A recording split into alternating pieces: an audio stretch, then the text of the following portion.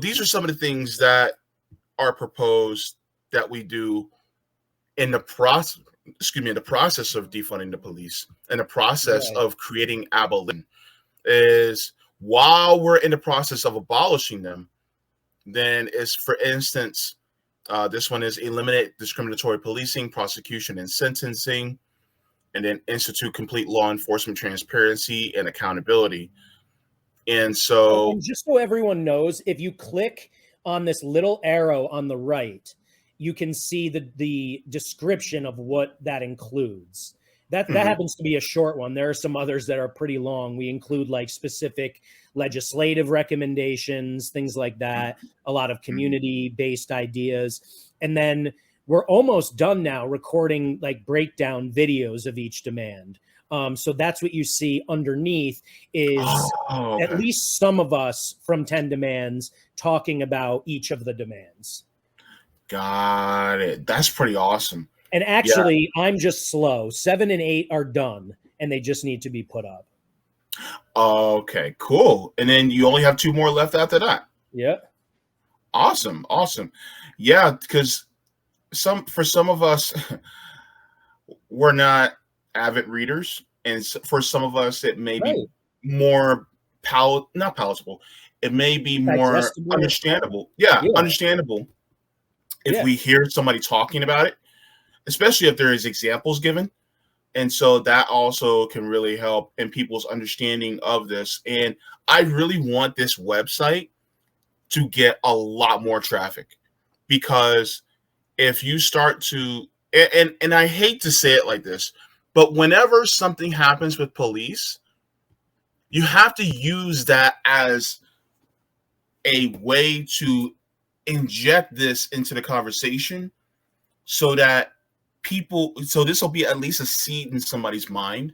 So they'll go, man, I can't stand when police do this. And you're like, 10 demands, and it's easy because it's just 10 demands. It's just 2 words. So yeah, absolutely. I do try to do that. I try to, provoke a feeling from a combination of not my personal stories. Typically, I've probably told 2 or 3 ever, but other people's stories combined with the stats that back it up, that this isn't an isolated incident.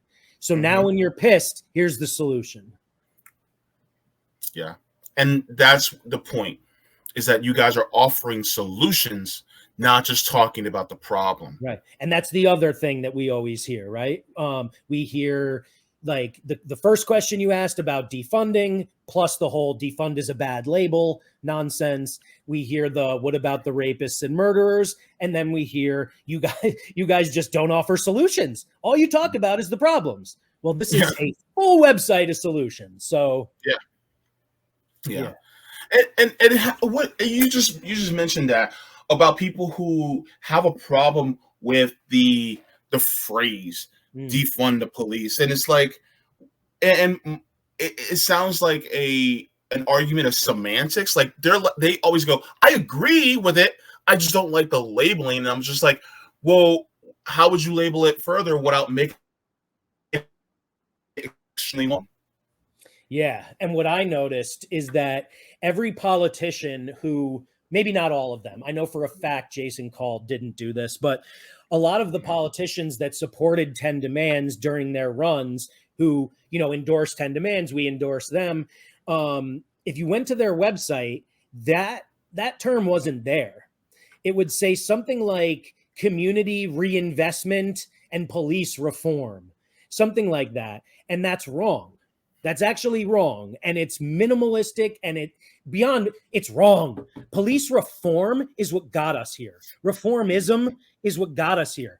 It strengthens the system. So that word needs to be stricken too. And so, and then on the other hand, they're all right in a way. It's offensive. They don't like defund because they don't understand what it means. They're scared that it means what it actually means. It literally means defund. So everyone who's like on Twitter saying, "Oh no, don't worry, it doesn't mean defund." I'm like, no, it does. It literally means that. However, so having this other job that we talked about, I don't know if it was on the air or off, but like where I do my best to make a relatively small living and incorporate ideas from these conversations into places they wouldn't normally be. It's in the world of business, right? I talk about customer experience and employee experience, how businesses treat customers and the people who work for them. And what I often do is, incorporate things like, I don't know, instead of talking about a viral business, I'll talk about my friend Alex Mingus, who went viral for telling the police to go fuck themselves, because the concepts still apply. There's a whole idea behind virality that it doesn't matter whether it's political or corporate. The idea behind defund the police as a marketing message is that it is true and offensive. We are not mad that you're offended or concerned by this. If we called it what we've always called it, reform police, would we have gotten any publicity? No. Of course not. So we say defund the police, we freak you out, you ask us what it means, we tell you what it means, and then you say, oh, fuck, 10 Demands is scary as shit. Maybe I'll do this part that this less scary group is telling me to do. And it's not a reform. It's actually chipping away at the system, and it's part of the 10 Demands. And they don't even know they're working toward reaching the 10 Demands, because we've scared them so much with this phrase that they're willing to accept anything lesser. And the example I always give for this is MLK and Malcolm X. Malcolm X, the Black Panther Party, were so terrifying that they had to take some concessions. They had to listen to the safer, nonviolent one, which was MLK. They, of course, ignored the socialism and, all of that stuff, but he was less scary. And that's honestly a lot of the time how changes are made. In 2020, we had the largest period of sustained protest in our nation's history. Nationwide, the response was to increase police spending. That feels really shitty. But if you look in more micro instances, not at the macro level, you can see positive changes being made in cities and towns across the country, because they said, if you'll stop burning down our buildings, we'll change the way we do this. Basically, man. Like, for instance, a lot of times people will go, I get what you guys marching. I just don't like the way you guys are doing it. They're like, you guys are rioting. I'm like, have you? And I'm like, wait a minute. Have you seen the fans when the Eagles won? Yeah. And how they burned down the city? Yeah. Just from a win? Come on. That's right. Right? It's not how, it's who. It's who's doing it. Yeah. And so my thing is which is why, by the way, Chuck Modiano told me January 6th was not a riot. They were escorted in. He was there. He saw it. Yeah, so they were. Right? And it's not how you do it. It's who's doing it. They let them into the fucking Capitol building. We can't even march in our own communities. Speak on it. Because here's the crazy part, right? A Target gets burned, right? People are like, oh my God, you guys are burning your own community. They're like, no, we burned a Target. Right. That's not our community. They're like, but people work there. And I'm like, well, here's the thing. They were still getting shafted anyway. Yes. And a lot of these companies, CEOs, are coming out saying inflation is good. We're thrilled because we're going to get richer off it. Oh, and by the way, the shoplifting we were telling you about, we were just exaggerating it. Business was bad, but no one was really stealing. That just came out yesterday or something. Someone was from a company like Target. Yeah, we made that up. Yeah. And by the way, even if it were true, and it is partly true, and that's a good thing. If you're an employee, you're working class or a poor person, you should not be calling the cops on someone just like you who has to steal to feed their kids or have them shit in a diaper instead of on the floor. Look, I'll be honest with you. Even if I saw a couple people looting a few TVs, I'm still going to look the other way, because the thing is that these corporations have stolen so much from the employees that is crazy. I just say it's preemptive reparations. That's all I call it. Mm-hmm. Absolutely. And honestly, who's to blame for the lower classes being obsessed with material things? The people who run shit, who fucking drill us with commercials and show off their beautiful shit and make us feel bad. It's the capitalist Protestant ethic system that makes us superficial. So like, you know, if I don't have a TV and now I can have a TV, I'm going to have a fucking TV. Everyone else has a TV. Yeah. You know, and, you know, I just don't, you know, and the thing is that a lot of times it's really for things that they need. It's not usually, you know, things for excess, you know, so usually there is no excess in poverty. And another horrifying catchphrase is that it's incredibly expensive to be poor. When you have health insurance, it's not expensive to get medical treatment. When you're poor, you can't do another thing ever. Do not get me started. I will have you here for a whole another 2 hours, bro. You know. Yeah. Oh, trust me, I know. Like, for instance, I just had to give my mother money for something that I really didn't have, you know, and now I have to, you know, redo a GoFundMe and have, you know, people donate to that because I'm still suffering. And you know, just because you see me in this square space on your screen doesn't mean I'm still not suffering just like all of you are, because I am. And so the crazy part is, you know, it's just like it was a speech. I think her name was Kimberly Johnson.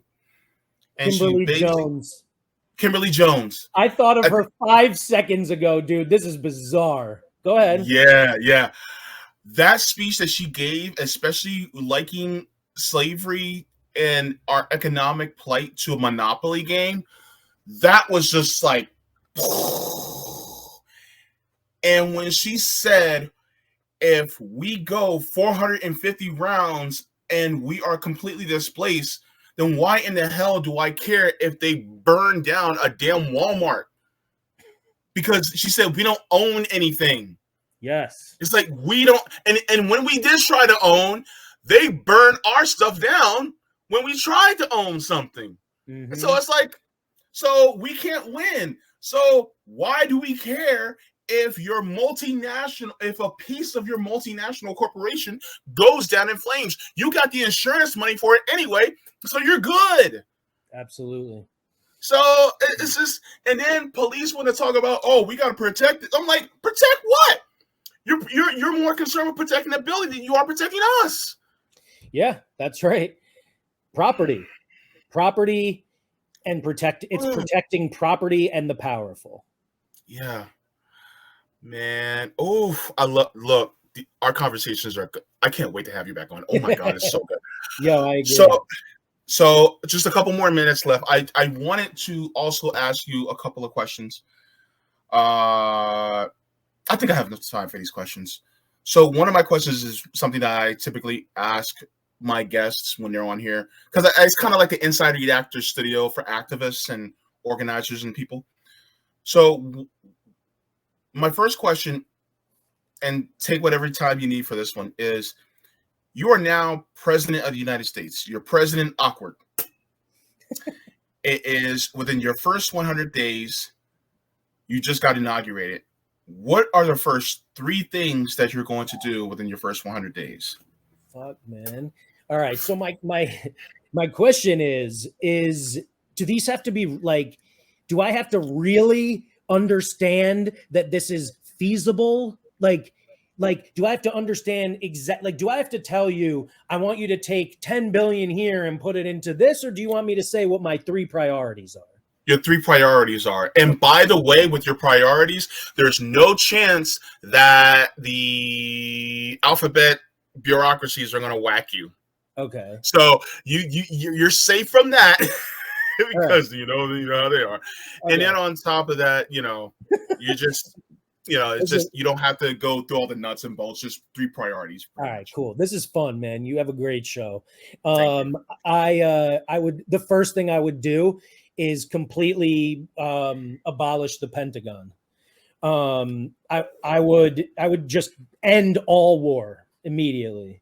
And then after that, it's easy. I'd put all that money into alternatives to incarceration, alternatives to criminalization, education, healthcare, mental health services, youth mentoring, like crime prevention, safety checks instead of patrols,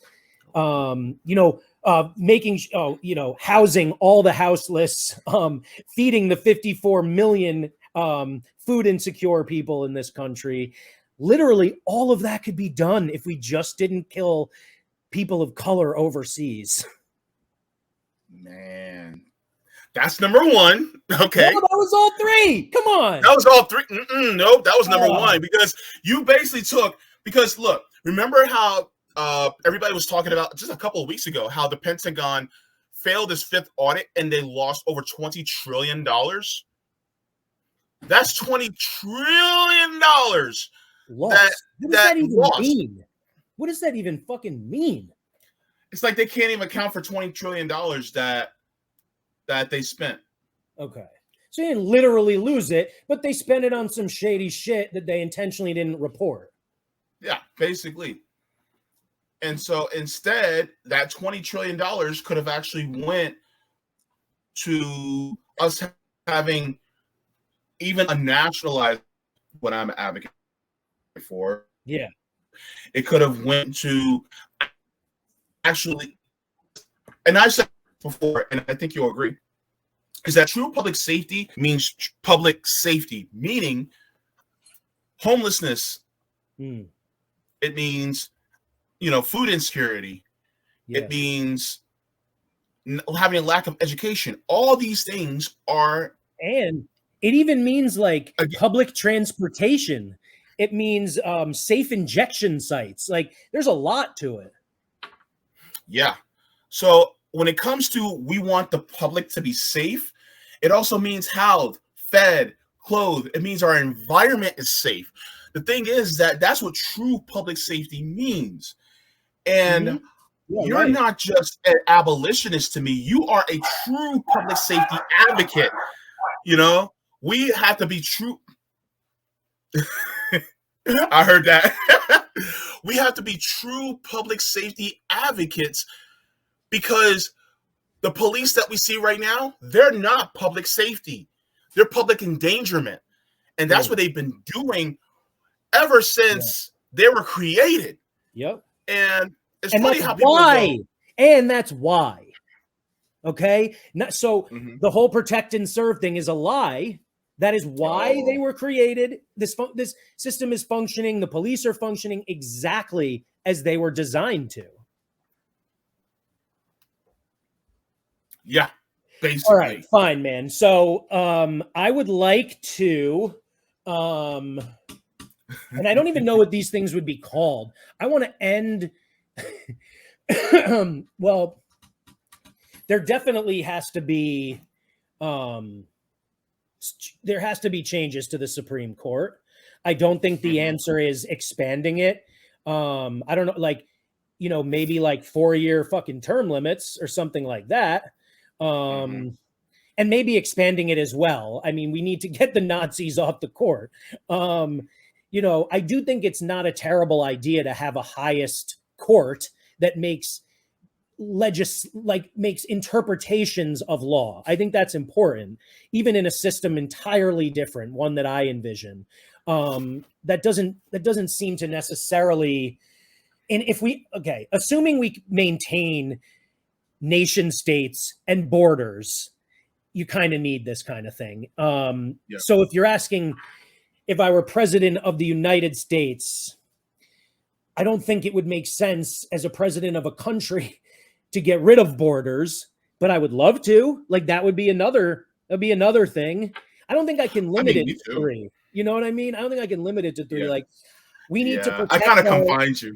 Yeah, we need to protect our farmers, but you know, and our food sources, locally, not the corporate ones. But at the same time, I was vegan for many years, and I'd love to get rid of the meat and milk industry. Animals are tortured for that. So there's a lot of shit, man. Like, and I haven't even touched on environmental racism or climate catastrophe. But I really am positive about my first one. I'm positive about that. Yeah, and just the thing to add to your whole Supreme Court thing, and they're supposed to be there to interpret laws. You wouldn't have to go through that much interpretation if we actually were to redo our Constitution and we actually voted on it, just like Cuba did in 2019. Oh, that is a better answer than mine. Yeah. That should be the first one. Redo everything from scratch. Yeah. Like 13th Amendment, we're cutting out the exception. That exception is gone. Right. No more slavery at all. Yeah. Right. And so, once you redo the Constitution in the way that's reflective upon all people, it's not just voted on by 435 members or 535 members. It's voted on line by line across the states, and everyone is eligible, and everyone they're enrolled into the voter rolls. Meaning, as soon as you have taxes taken out of your check, you have a right to vote. That is because there's no taxation without representation. That being said, if you guys don't want 16-year-olds to vote, then don't let 16-year-olds work. Right. And if you think a 6-year-old, for instance, is old enough to be responsible for their actions, handcuffed, incarcerated, then you also probably assume that they are right, that they're old enough to concede, right? Or to agree to sex. That was something someone said recently. I was like, oh, that'll get them. Right? I mean, they kind of have to go hand in hand, don't they? Yeah. You can't be old enough for one and not old enough for the other.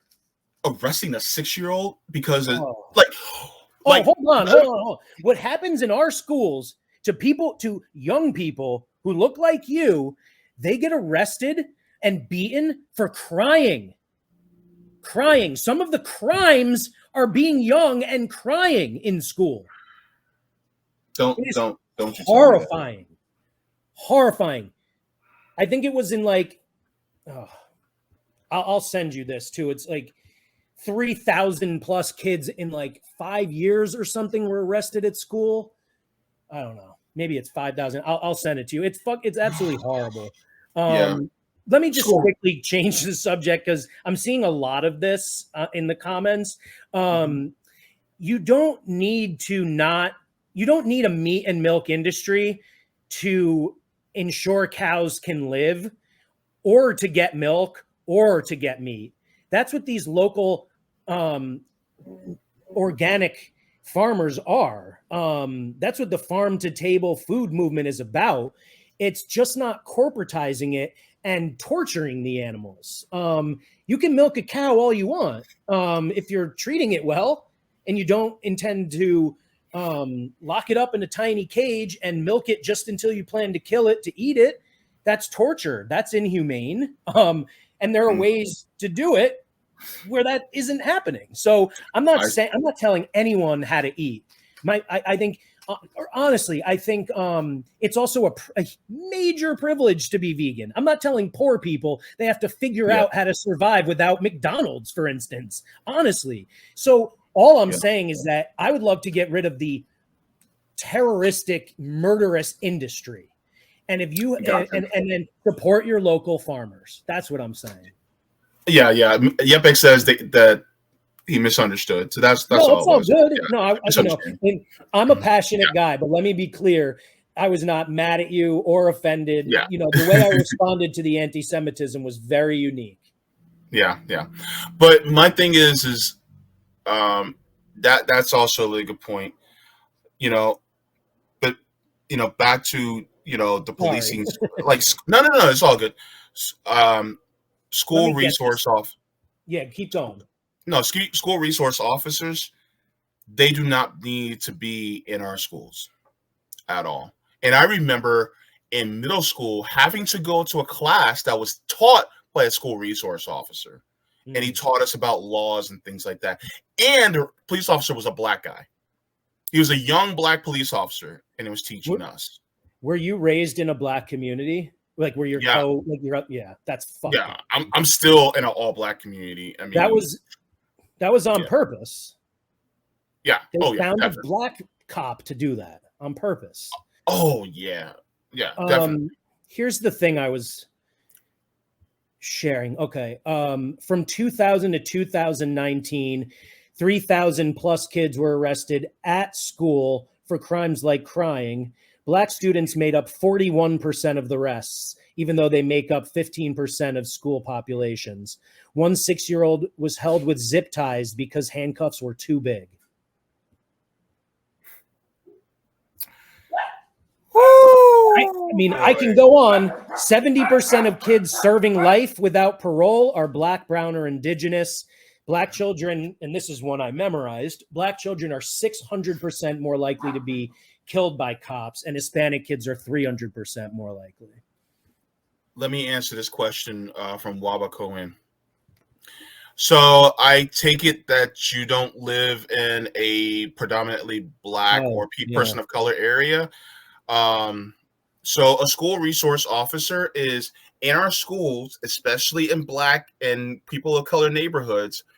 There's literally police that walk and operate within our schools, from elementary school to high school. They are in our schools. They interact with us, and sometimes they will teach things in our classes. Like, for instance, the DARE program. I'm not sure if you're old enough to remember that, but they had that. DARE was just an acronym for Drug Abuse Resistance Education. And so we had that. They would, even do puppet shows when I was in elementary school. Yes. About trust always the police officer. If you're in trouble, go to police, and it's just crazy because we're always taught that police are the pinnacles of trustworthiness. Exactly. You have to accept everything they say. Even in the media, it's like police say, and it's like, so what the community say? Because right. I don't care what the police say, they lie.